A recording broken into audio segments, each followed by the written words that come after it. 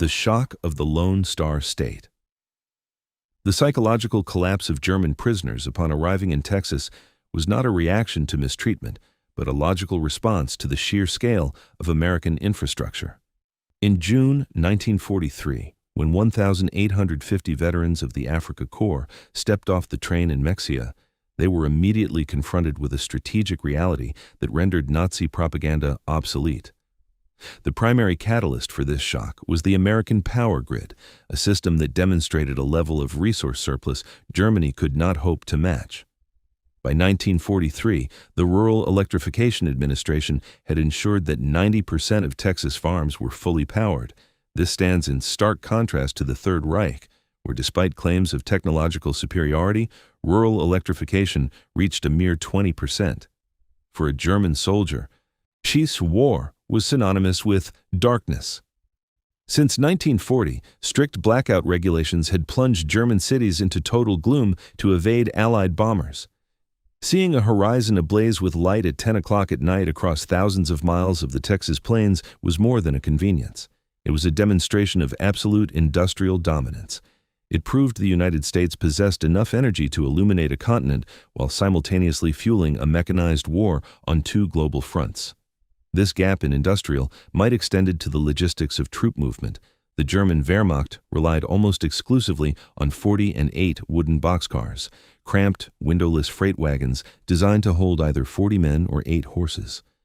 However, the United States utilized cushioned Pullman coaches for prisoner transport. These high-end civilian rail cars featured upholstered seats, integrated sleeping berths, and full dining services. The existence of such luxury for enemies created an unsolvable calculation for the German mind. If the American economy could afford to move captives in comfort, the resources allocated to their own frontline soldiers must be limitless. Furthermore, the presence of private automobiles owned by average workers near the railheads shattered the decadence theory central to Nazi ideology. Hitler had long preached that American democracy was a bankrupt, fragile system. Yet, the prisoners observed healthy, well-dressed civilians driving personal vehicles, a luxury that in Germany was reserved strictly for high-ranking party officials. The immediate result was what historians term ideological collapse syndrome. The lights of Texas provided the first data points in a devastating equation. Germany was a nation of forced scarcity, while America was a manufacturing titan of absolute abundance. This realization was not emotional, but a cold mathematical conclusion. The Lone Star was the beacon of an industrial capacity so vast that it had strategically won the war before these prisoners even reached their barracks. Logistics, the nightmare of the Third Reich. The staggering speed of American assembly lines provided the first quantifiable proof to German POWs that the war was already decided. While German military doctrine focused on tactical maneuvers on land, the United States was winning a war of industrial throughput in the Atlantic. Central to this dominance was the Liberty ship, a class of cargo vessel that fundamentally redefined mass production.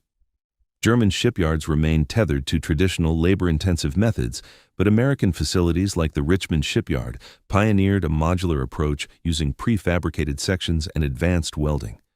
This engineering revolution reached its peak with the construction of the SS Robert E. Peary, which was incredibly assembled and launched in just 4 days, 15 hours, and 29 minutes.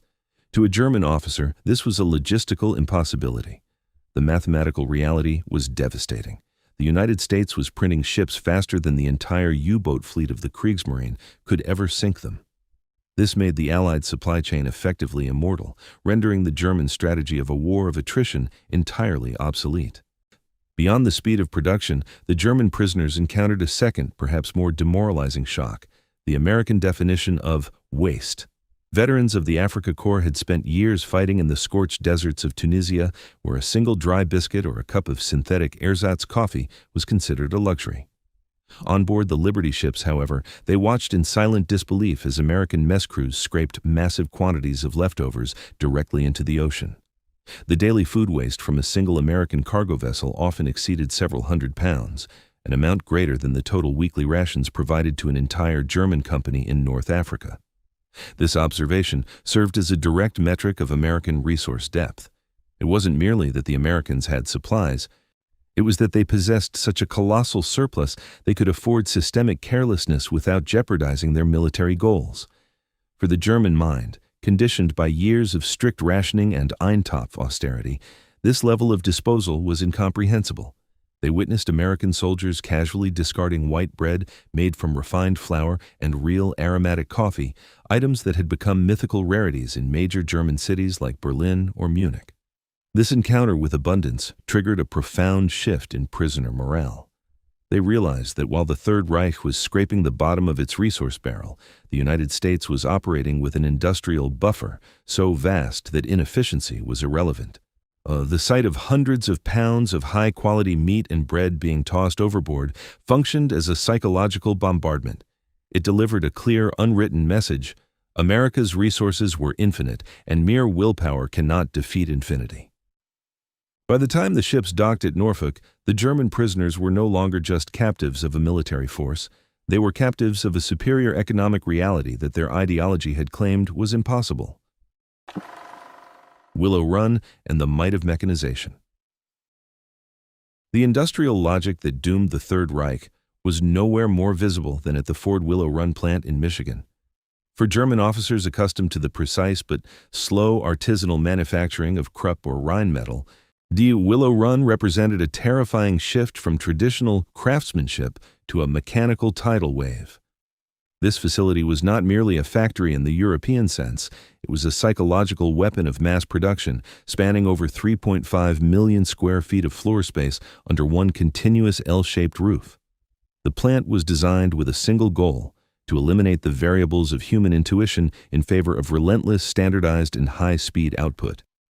It was a standardized ecosystem where raw materials entered at one end and finished four-engine bombers exited the other, a concept of scale that the German military leadership had previously dismissed as American hyperbole. The shock solidified into a cold realization of defeat when the prisoners were confronted with the plant's specific production metrics. By 1944, the assembly lines at Willow Run had achieved a synchronization so perfect that a fully combat-ready B-24 Liberator rolled off the line every 63 minutes. This data point effectively ended the air war for the Luftwaffe on a purely mathematical level.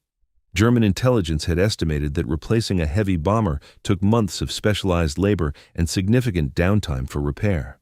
In reality, a single American factory could replace an entire day's combat losses over Europe in less time than it took for a German pilot to finish his lunch. This industrial might turned the conflict into a simple equation of subtraction where the American minuend was functionally infinite. Every plane shot down was rendered statistically irrelevant before the wreckage even cooled. As the prisoner transport moved further west into the American heartland, this mechanized ruthlessness shifted from the factory floor to the Great Plains. Looking out from their train windows, the POWs saw a second factor that shattered their ideological morale: the total absence of manual labor in American agriculture. In the Third Reich, the blood and soil ideology romanticized the peasant with a horse and plow as the backbone of the nation. By 1943, however, that romanticized peasant had become a fatal strategic liability. The German war machine was constantly forced to pull thousands of combat-ready men from the front lines every harvest season just to prevent domestic famine or rely on inefficient and unmotivated forced labor. In stark contrast, the American horizon was dominated by tractors, combines, and electrified silos. The level of agricultural mechanization was so extreme that a single American farmer, utilizing internal combustion engines and 110-volt power, was producing the equivalent yield of 100 German peasants working by hand. This efficiency provided the United States with a strategic freedom the Axis could not hope to replicate: the ability to mobilize over 11 million citizens for military service while simultaneously increasing its domestic food surplus. The Americans were not sacrificing their economy for the war. They were using their economy to overwhelm the world. The realization hit the German soldiers with the force of a heavy artillery shell. They began to understand they were not fighting a rival army, but a fully integrated mechanized continent that could outproduce the world without ever facing a labor shortage or a breadline. While the Reich struggled to find enough hands to forge a single Tiger tank, American machines were effortlessly churning out the calories and the steel necessary to dominate the planet. The shock was not just in the numbers, but in the casual ease of the entire process. By the time the trains reached the heart of Texas, the German soldiers understood a grim, unavoidable truth. You cannot defeat an enemy that harvests grain with the same mechanized ruthlessness that it builds heavy bombers. Camp Hearne and the Psychological War of Comfort. Upon arrival at Camp Hearne in Texas, the German prisoners were prepared for the harsh, punitive conditions typical of European stalags. Instead, they were confronted with a standard of living that felt like an intentional insult to Nazi propaganda. The decadent Americans had built a facility where the infrastructure of basic hygiene was more advanced than most German cities. In the barracks, the POWs found something they considered a luxury reserved for the elite: functional flush toilets and constant hot running showers. For a soldier who had spent years in the mud of the Eastern Front or the dust of North Africa, this was a profound shock to the system. But the most devastating weapon used against their morale wasn't found in the bathroom. It was found in the infirmary.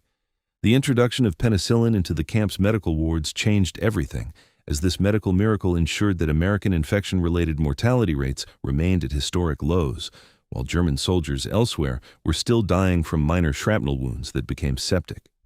The realization that their captors possessed a magic medicine capable of defeating death itself was a crushing blow. Consequently, the desire to escape or resist evaporated, replaced by a quiet submission to a nation that could heal its enemies as easily as it could crush them. The impact of this physical comfort served as a gateway to a much deeper systemic shock that historians now identify as a precursor to total ideological collapse. While the enlisted men were distracted by the food and medicine, the German officers were forced to confront the cold, hard mathematics of their defeat. In the camp library and through administrative briefings, they were exposed to global production statistics that had been strictly censored in Berlin. The most paralyzing figure was the scale of American energy. The United States pumped over 4 billion barrels of crude oil during the war years, a staggering ocean of fuel that made the Germans struggle to squeeze every single gallon of synthetic fuel from coal look pathetic. This wasn't just a gap in production, it was a different dimension of existence. The officers who had commanded Tiger tanks that often sat idle due to dry fuel tanks sat in stunned silence as they realized the futility of their cause. This exposure to material reality began to erode the foundations of their political fanaticism. The Nazi ideology had promised that willpower and racial superiority would overcome any material disadvantage. However, as the POWs sat in air-conditioned recreation halls, through eating white bread and witnessing a nation that could afford to produce billions of barrels of oil without starving its people, the myth of Hitler's new order shattered.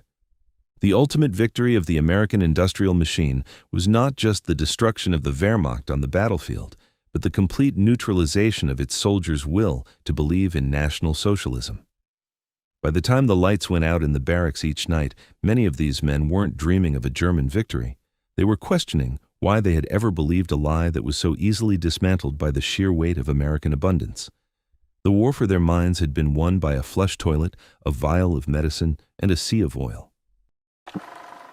From enemies to architects of reconstruction.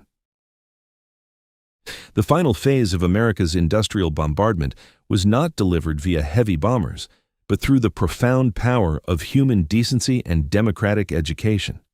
As the war drew to a close, the United States launched a re-education program that was as strategically calculated as its logistics. The most staggering aspect of this transition was the identity of the educators. In a twist of historical irony that left German soldiers speechless, many of the professors teaching them about civil liberties and the American Constitution were Jewish refugees, intellectuals who had fled Germany to escape the very men now sitting in their classrooms. To be treated with dignity and instructed by those they were once ordered to exterminate was a moral shock that no Nazi pamphlet could counter. This invasion of democracy was reinforced by unexpected acts of kindness from the American public. Despite the ongoing conflict, civic groups across the country coordinated the delivery of over 500,000 Christmas packages to POW camps filled with sweets, tobacco, and letters of goodwill. This overwhelming display of generosity from a supposed enemy dismantled the last remnants of racial mythology, proving that the American system was built on a foundation of individual worth rather than state-mandated hatred. The long-term consequences of this encounter transformed the future of Europe. Between 1945 and 1946, the United States repatriated 371,683 German prisoners of war, but they did not return home as the same men who had surrendered in Tunisia or Normandy. They carried with them a blueprint for a new civilization. These former soldiers had witnessed the efficiency of the assembly line, the power of mechanized agriculture, and the stability of a democratic middle class. This transferred knowledge became the secret engine behind the Wirtschaftswunder, or the economic miracle, of West Germany in the 1950s, as former POWs rose to leadership roles in industry and government, applying American management techniques to rebuild their shattered nation. They had seen that the American dream was not a propaganda slogan, but a scalable industrial reality. Ultimately, the United States won the war by proving that its version of the future was not just more powerful, but more desirable. If you found this deep dive into the hidden psychological front of World War II fascinating, consider subscribing to join our community of history enthusiasts. Your support allows us to keep unearthing the stories that shaped our world. Thank you for watching, and we'll see you in the next chapter of history.